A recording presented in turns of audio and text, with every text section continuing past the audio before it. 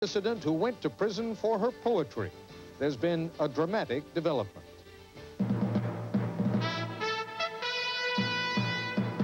This is ABC News Nightline.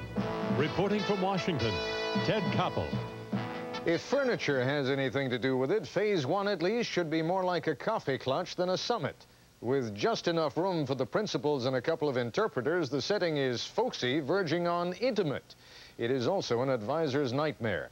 Ever since Nick Daniloff was released by the KGB, Russian specialists on the United States and American specialists on the Soviet Union have been prepping and briefing Mr. Gorbachev and Mr. Reagan. But on both sides, there is always that fear of the unexpected when the two leaders are left essentially alone. The fact is, as Nightline correspondent Jeff Greenfield recalls for us, that summits are nothing if not unpredictable.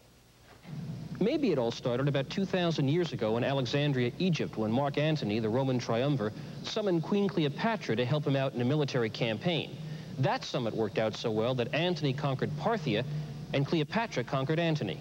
Maybe it began even earlier when the Queen of Sheba traveled 1,500 miles by camel caravan to trade riddles and to seek commercial markets from King Solomon. The leaders got along so well that, according to legend, Sheba bore Solomon a son. Or you can go back 465 years, when England's Henry VIII met King Francis I of France for a 17-day summit, the Field of the Cloth of Gold, featuring jousts, dances, wrestling, and banquets. Henry and Francis married off their children, but that still didn't keep the peace.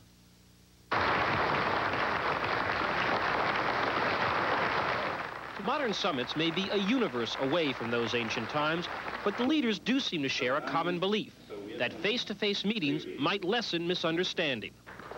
Still, the history of summits is dubious enough to raise a skeptical question. Are these trips necessary?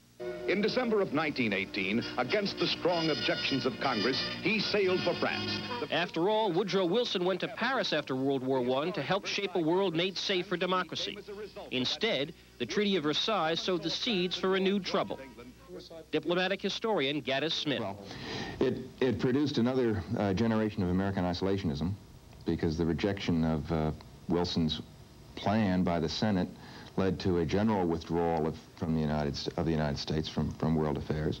When Britain's Neville Chamberlain met Hitler in Munich in 1938, the accord that dismembered Czechoslovakia was supposed to ensure peace in our time.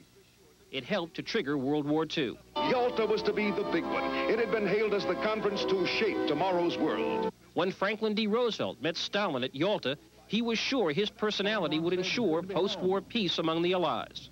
Never before have the major allies been more closely united, not only in their war aims, but also in their peace aims.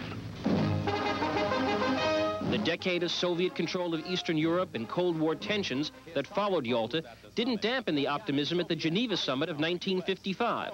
Premier Bulganin draws the president's attention to United Nations personnel at the windows in the courtyard of Geneva's Palace of Nations. Affability, which the free world hopes can be transferred to the conference table. This is the American nostalgia. The tensions are not inevitable, but that they are due to misunderstandings, and that therefore, if you can only achieve a human relationship, tensions will magically disappear. It has been the case in every decade, and it has always failed. Former Secretary of State Henry Kissinger participated in 4 U.S.-Soviet summits. I think it is not helpful to think that a summit can solve a problem that has never been solved before, just because those two gentlemen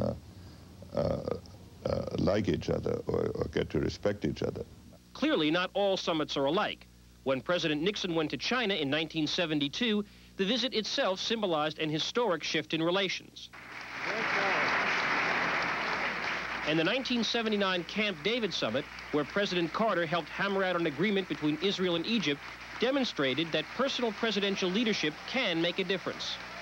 And Nixon, who came to power as a symbol of anti-communism, went to 3 summits where agreements were waiting to be signed. With nuclear parity, there is no alternative but to have some relationship of live and let live between the two superpowers. There's only one thing that the Soviet Union and the United States have in common among the major issues, and that is survival. people do personalize these issues. People do think that if they get together, talk things over, establish a kind of personal bond and shake hands, these differences disappear. This is very naive. Harvard's Richard Pipes is one of those critics of U.S.-Soviet summits who argue that even successful ones can misrepresent the real sources of conflict. I am very skeptical of them because I think the differences are much profounder between the two systems, and they can be resolved by quick fixes. Communists do not think in personal terms. Communists pride themselves on what they consider to be their understanding of objective factors. And one has to realize that. And while many citizens of the world seem to hope for some sudden breakthrough, some moment of revelation when the nuclear powers throw down their arms forever, other proponents of symmetry speak of far more modest gains. Yes, I suppose it's a modest hope. We're here now. That's a gain. When you compare what the two sides are saying about each other now with what they were saying 35 years ago in the early 1950s, there is a gain. While the Reykjavik summit may produce small-scale agreements on Euro missiles and an agreement to meet again, no one even suggests a major breakthrough is in the works. Moreover, in the face of past summit failures and disappointments, why do the superpower leaders keep seeking each other out? Maybe the best answer was given 800 years ago by Richard the Lionhearted, writing to Saladin, the Sultan of Egypt, his adversary in the struggle for the Holy Land. Men of yours and ours have died, he said. Do you not believe this is enough? There must be an end to all this. Greenfield for Nightline. When we return, we'll get an inside look at how modern-day symmetry works from two men who've been involved in the preparation process. Former Soviet diplomat Arkady Shevchenko and former U.S. National Security Advisor William Hyland. This is ABC.